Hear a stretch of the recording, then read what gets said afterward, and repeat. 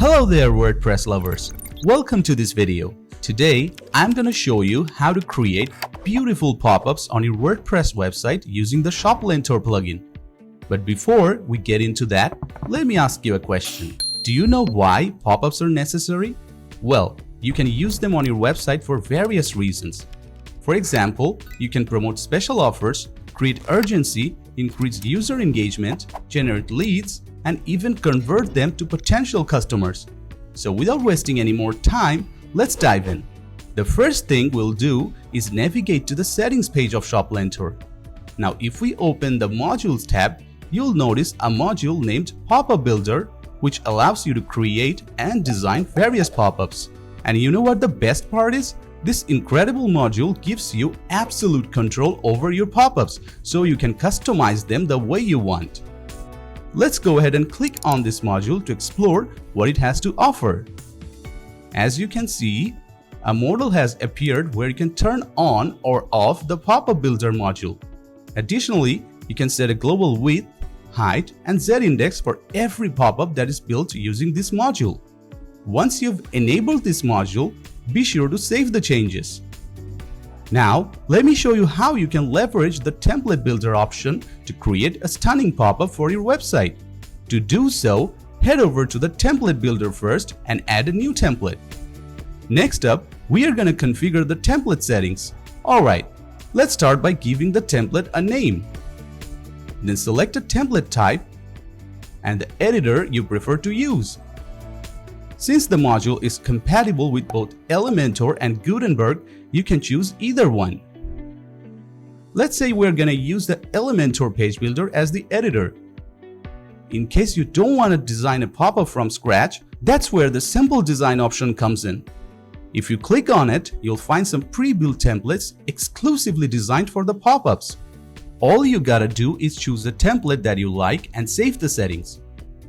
Alright, now you might want to customize the pop-up template a bit to suit your needs, right? Well, to do so, simply click this button right here and it will take you to the edit screen of Elementor. Let's make some changes to the template and publish it.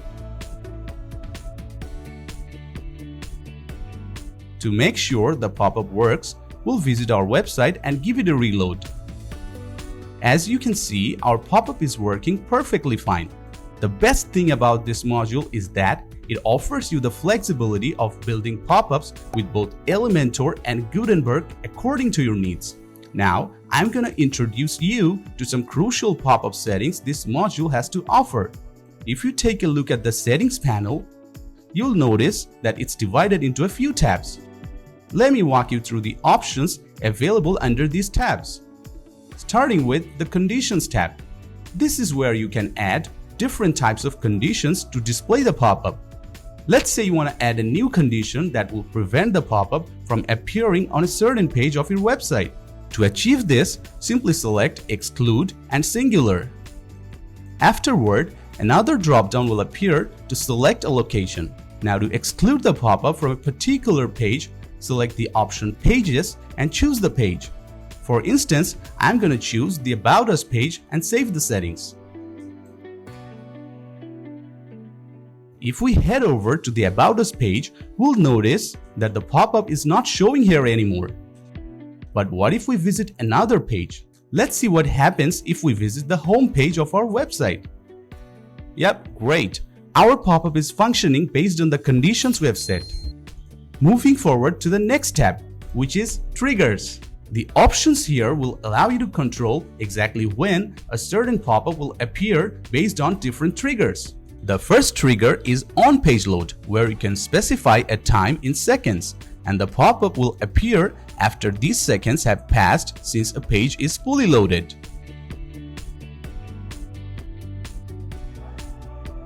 Then comes the on-scroll trigger, which enables you to specify a percentage amount in terms of how much a user needs to scroll a web page before the pop-up appears.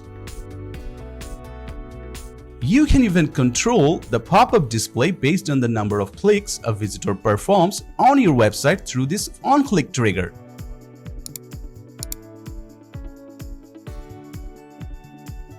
The next trigger, which is on-click specific element, comes in really handy when you need to trigger a pop-up upon clicking on a specific element of a page.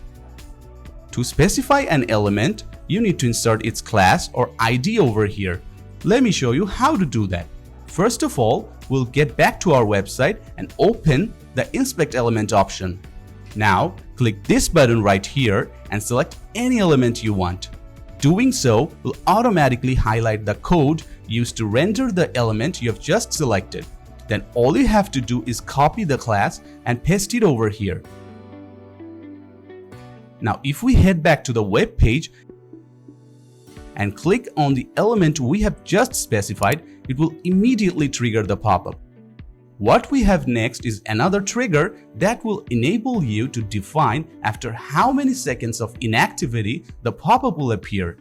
If you set a time here and remain inactive on the website for the same time duration, the pop-up will appear. Last but not least, the on-page exit intent trigger. It will trigger the pop-up when a visitor decides to bounce.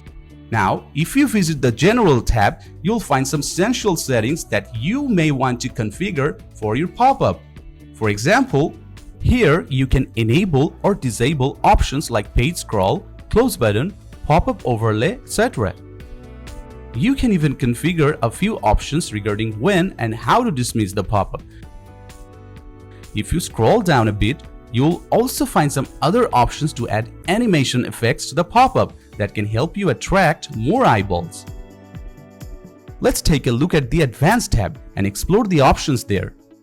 The first option is going to be very useful for someone who wants to stop showing a pop-up for a number of days after a user closes it a certain number of times.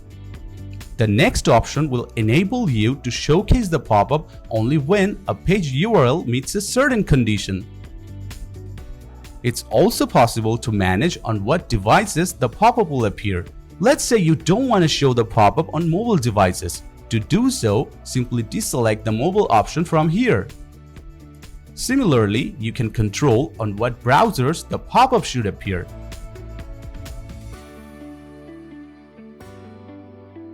Moving forward to the Customize tab, where you can find some additional customization options for the pop-up.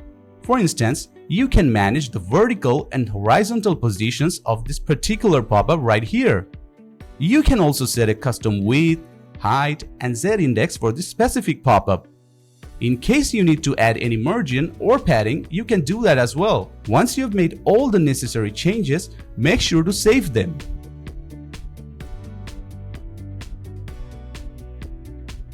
You can see how easy it is to create a stunning pop-up using the Pop-up Builder module of ShopLentor.